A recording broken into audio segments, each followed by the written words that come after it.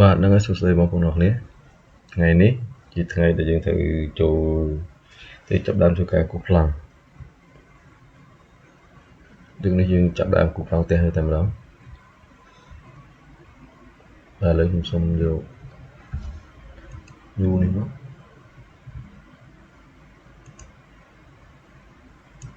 បាទឥឡូវមកជាដំបូងពេលបាត់យូមកគឺវាចេញមកអញ្ចឹងដូច្នេះយើងត្រូវចូលធ្វើការកំណត់ຂະຫນាតរបស់វាសិនធម្មតា default របស់ម៉ាស៊ីនមកវាមកចេញជា inch ប៉ុន្តែក្នុងការងារគូរបស់យើងនៅប្រទេសយើងច្រើនប្រើវាជាមីលីម៉ែត្របាទហើយមីលីម៉ែត្រដូច្នេះខ្ញុំសូមយក0ចុះព្រោះមីលីម៉ែត្រវាតូចទេបាទអូខេ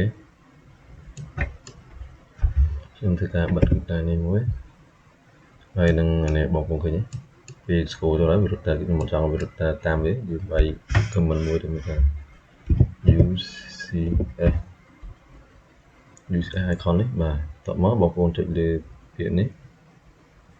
option នេះបាទពេលមកវាពេល scroll ទៅវាមកតាមយើងទេហើយសម្រាប់អានេះយើងបិទវាសិនទៅចាំពេលយើងចង់បើកវាយើងចុច control លេខ1វាត្រឡប់មកវិញឲ្យយើងធ្វើការកែប្រែនៅ property ផ្សេងទៀតបាទឥឡូវយើងចាប់ដើមចូលទៅដល់ការងាររបស់យើងហើយឥឡូវខ្ញុំមានប្លង់មួយតែប្លង់នេះខ្ញុំយកមកពី Pinterest ទេប្លង់បាទអូខេឥឡូវយើងមករៀនតម្លើងទៅតាមគេមកបាទឥឡូវយើងចាប់ដើមធ្វើការយកតែម្ដងទៅទី1គឺយើងធ្វើការបង្កើត grid line សិនបាទពាក់ព័ន្ធជាមួយនឹងការងារបង្កើត grid line យើងត្រូវតែបង្កើត layer របស់យើងមួយដែរ layer grid line អូខេឥឡូវនេះខ្ញុំសូមបងប្អូនបាយពាក្យA នេះក៏បានឬមួយក៏បងប្អូនចុចនៅលើនេះ layer property នេះក៏បានដូចគ្នា LA គឺ shortcut អានេះយើងចុចនៅលើវានេះបាទមួយណាក៏បានដែរពីរនោះបាទឥឡូវខ្ញុំសូមចុចយកពាក្យ new នេះមកបាទតមកយើងត្រូវបង្កើតឈ្មោះវាមិញដែលខ្ញុំថាវាជា grid line បាទយើងបង្កើតឈ្មោះវាមក grid បាទ grid line នេះឥឡូវបងប្អូនយើងចង់បានពណ៌អីសម្រាប់ខ្ញុំយើងយកពណ៌ដែលអត់សូវដិតខ្លាំងប្រហែលទេតែខ្ញុំយកពណ៌នេះចុះបាទតមកខ្ញុំអូខេវាបាទហើយយើងមកមើលនៅកន្លែងនេះទៀត line type នេះវាប្រភេទជាតតជា continue តែសម្រាប់យើងពេលដែលយើងគូសgrid line នេះវាប្រភេទជាខ្សែដាច់ដូច្នេះយើង select លើវាមួយបន្ទាប់មកយើងត្រូវចូលទៅពាក្យ load បាទនៅក្នុងពាក្យ load នេះយើងក្នុងនេះយើងដូចឲ្យយើងវាយអក្សរ C មួយមក center នេះ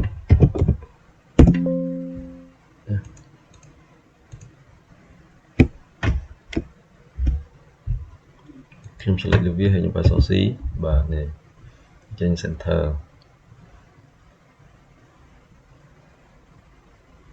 ខ្ញុំអូខេវាមកបាទបន្ទាប់មកវារត់មកលើនៅគ្រឿងនេះបាទមកបង select វាហើយអូខេបាទអូខេបន្ទាប់មកដល់កន្លែងនេះវាដាក់ពាក្យថា line weight គឺជាកម្រាស់របស់វាយើង default វាមកយើងចង់បានកម្រាស់ប្រមាណឥឡូវខ្ញុំសូមយកថា 0.9 បាទខ្ញុំអូខេបាទបន្ទាប់មកយើងបិទចោលមកយើង select ក្នុងនេះយើងយក grid line នេះមកធ្វើការចាប់ដើមគូទៅយើងចាប់ដើមគូវាបាទឥឡូវខ្ញុំសូមគូតាម AX សិនឥឡូវខ្ញុំបិទ F8 វាសិនដើម្បីវាត្រង់បាទឥឡូវ F8 ខ្ញុំដាក់ថា 10000 ចុះ10ម៉ែត្រ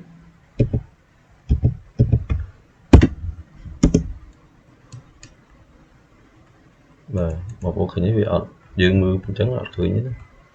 ដើម្បីចង់ឲ្យឃើញវារបៀបបងប្អូនត្រូវចុច control លេខ1ដើម្បីហៅវិញតមកនេះយើងមើលឡើងត្រង់ line type scale វានេះខ្ញុំវាយមួយអញ្ចឹងអត់ឃើញទេប៉ុន្តែនេះប្រហែលជាអាចយើងវាយនៅក្នុង scale 1 លើ 100 ឥឡូវខ្ញុំសូមវាយ scale លើ 100 សិនមុនសូមវាយ100មួយបាទនេះបងប្អូនឃើញវាលូតមកនេះ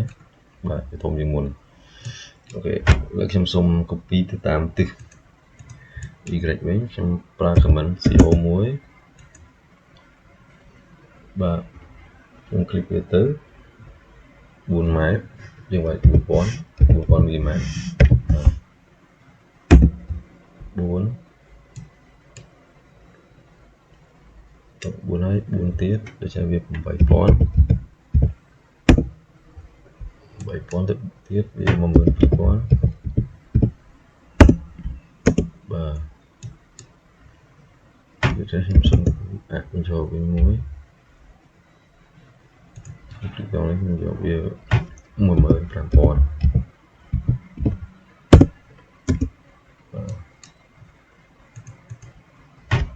សុំ15000ហ្នឹង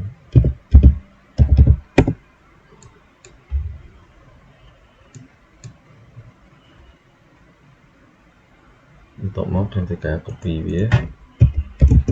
ខាងនេះក៏ 4000 ដែរទុកនឹង 4000 បាទខាងនេះទៀត 4000 ទៀតដូចជាឡើង 3000 បាទអូខេហើយបងប្អូនឃើញបន្ទាប់នេះអត់ដូចគ្នាទេវាដូចគ្នាដោយសារវាខុសគ្នាត្រង់ scale នេះបងប្អូននេះ scale តែមួយទេតែនេះ scale 100ដូច្នេះខ្ញុំប្រើ comment មួយទៀតថា MA បាទខ្ញុំ enter មកខ្ញុំ select លើ line នេះមួយតោះមកខ្ញុំ select only តោះមកវានឹងទៅតាមនេះបាទ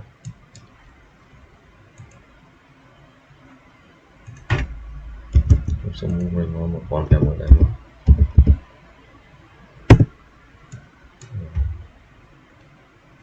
ដើម្បីនេះខ្នាតវាស្មើគ្នាបងប្អូនធ្វើការគូរតាំងមួយចូលមកបានហើយតបមកយើង offset វាចេញ 1000 ហើយរូបអាក្នុងវិញចោលទៅ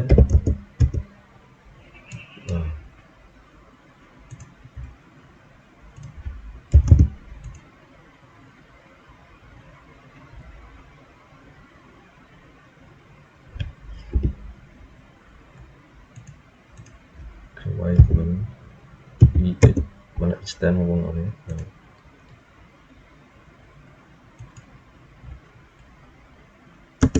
តបមកខ្ញុំធ្វើការវាយ comment T on ម្ដង trim លុបលើលើចោលវិញធ្វើវាលុបឲ្យវាដល់ចូលទៀតបាទតោះខ្ញុំលុបវាចេញមកឥឡូវយើងបាន trip របស់យើងហើយបាទ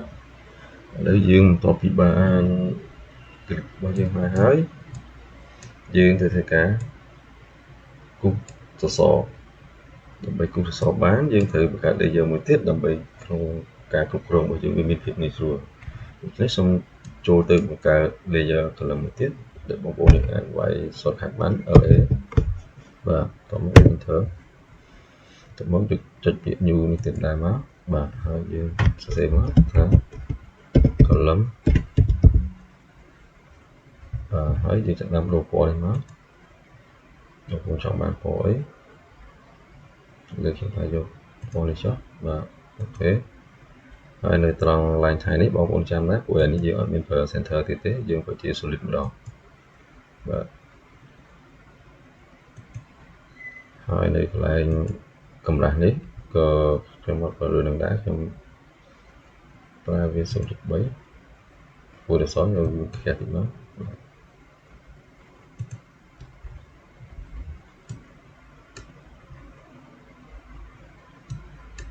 តបមកទៀតខ្ញុំបាយខាង A មួយទៀតហើយខ្ញុំប្រើពាក្យថាហាត់ក្លឹមម្ដងហាត់ក្លឹមបាទហាត់ក្លឹមនឹងដែរប៉ុន្តែឡើង web នេះខ្ញុំគឺតែ0.5ទេឥឡូវខ្ញុំសូម tick 2ដងមកវាតិចទៅខ្ញុំយកក្លឹមមកគូសបាទឥឡូវនេះយើងធ្វើការគូសក្លឹមមួយខ្ញុំវាយ OEC មកបាទហើយខ្ញុំคลิกនេះមួយមកខ្ញុំវាយ200វា200បាទព្រោះយើងផ្ទះតែមួយជាន់យើងប្រើតែសពីទឹកទៅបាទបងប្អូនបាទហើយនេះបងប្អូនមិញដូចខ្ញុំបាននិយាយប្រាប់មិញថាយើងដាក់កម្រាស់របស់វានេះឥឡូវយើងឃើញកម្រាស់វាបងប្អូនចង់ឃើញយើងចុចលើនេះបងប្អូនទៅវាដឹកជាងមុនអញ្ចឹងបាទ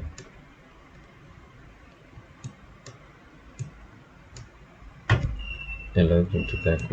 của việc nhưng chỗ tới ôi mặc dù chỗ tới thì cũng là một các bạn đấy hỏi cho mình từ trong thực cảm ấy với cái âm ấy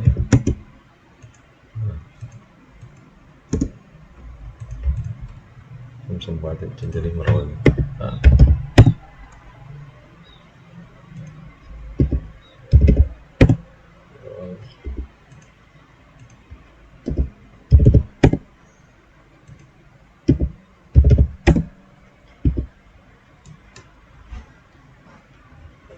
và tổng mốc chúng ta chạm hạnh cho nó làm nó hạnh nhưng mà cho làm một tiếp của game mình mình chúng ta được hạnh làm hai ô hạnh làm thì một bản đồ vào một phần lấy dựng chỗ một số khác đi nó ở đây thay mát thì chúng ta đồ bỏ này mình đã bỏ đi số bao nhiêu này và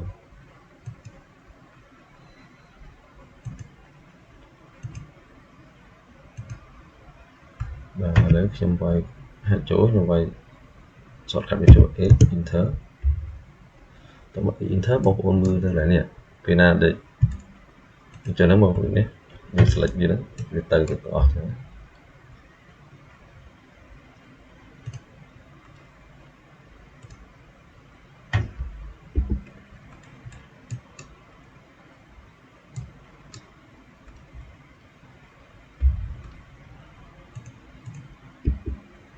em xong tất cả block về muốn phải làm một cái block về mình mất vậy bí Inter chúng ta column chúng ta column xì mũi cho nó về chân làm hay những bạn cũng chọn về mũi ta xì mũi nó cũng phải ta pi rồi còn pi rồi các bác được có như còn bao nhiêu vậy như thế mà phải xong mát cũng phải xong mát gì sman pi rồi mình mà được như thế cuốn phải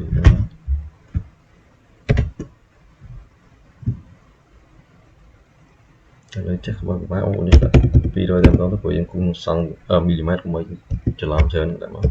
pi rồi cũng pi rồi và tổng nó không select pick point đi mà còn pick point thì cho cái đi mà và đấy ok để sẽ cho bạn block mùi sum tôi không có mình trong nên để nó không thể trong tất cả mọi làm như vậy mình cho mình block và trong xong tất cả hai tiếng đầu tiên một cho hai select như thế nhưng được bao nhiêu thì tổng còn nó cũng select một chút nữa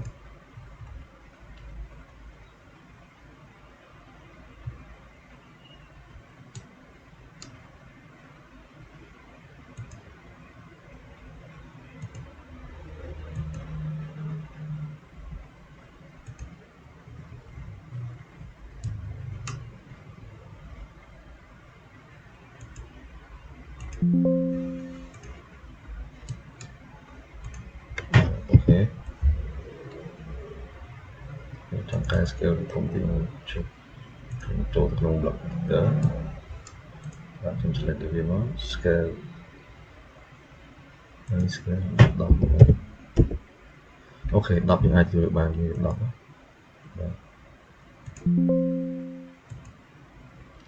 ok để chúng ta cái mùi máu và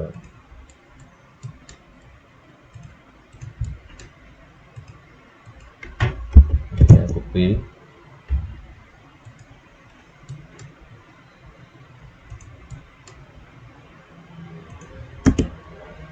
tôi nói dừng tất cả copy về điểm máu và CO như thế copy đúng đặng tiếp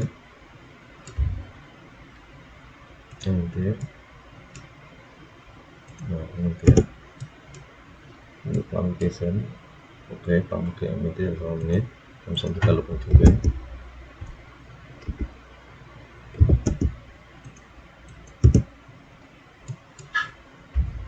បាទឥឡូវនេះយើងមកកើតបាន grid line ហើយនឹង column ហើយដែលយើងបានចាក់ហើយឥឡូវបន្តមកទៀតយើងធ្វើការបង្កើតជញ្ជាំងម្ដងបង្កើតជញ្ជាំងនិងរៀបចំបន្ទប់ដាក់វាឥឡូវនេះយើងត្រូវបង្កើត layer មួយទៀតដើម្បីយើងស្រួលក្នុងការគ្រប់គ្រងដូច្នេះខ្ញុំសូមចូលទៅ shortcut menu ដល់ហើយបាទខ្ញុំសូមដាក់ពាក្យ new មកខ្ញុំដាក់ពាក្យថា wall បាទបងប្អូនអ្នកបានពណ៌នេះយើងរើសមកឥឡូវខ្ញុំថាយកពណ៌នេះចុះ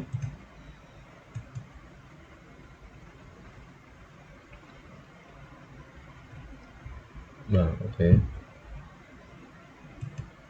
ហើយនេះខ្ញុំយកដូចនេះដែរមកវាចាំក្រាស់មកវាបូកវា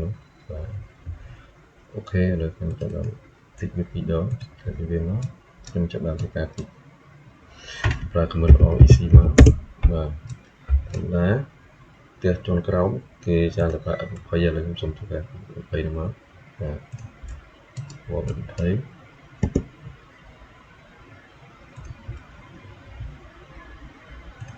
បាទ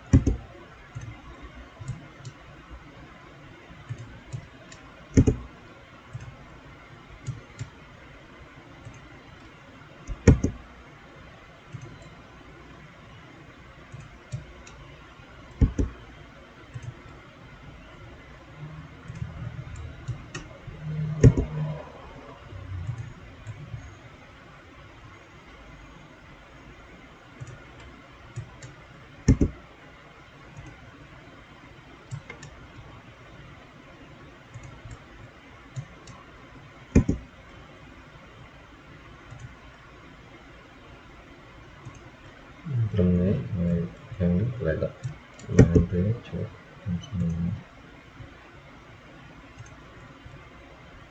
បាទអូខេកន្លែងនេះ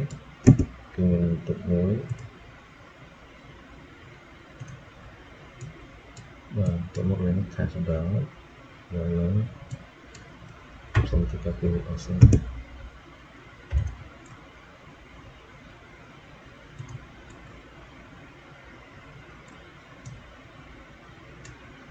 អូខេឥឡូវយើងបាន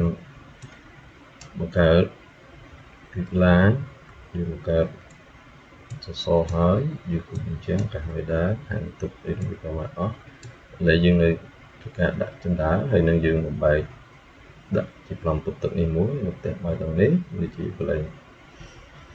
យើងរៀបចំញ៉ាំអាហារហើយកន្លែងទទួលភ្ញៀវគឺទៅមុខបាទអូខេអាហ្នឹងរងចាំវីដេអូបន្តមកទៀតបាទឥឡូវកុំឲ្យរបស់យើងវាយូរពេកខ្ញុំសូមធ្វើការបញ្ចប់វាត្រឹមនេះសិនយើងបន្តនៅវីដេអូក្រោយទៅទៀតបាទសូមអរគុណបងប្អូនអរគុណបាទ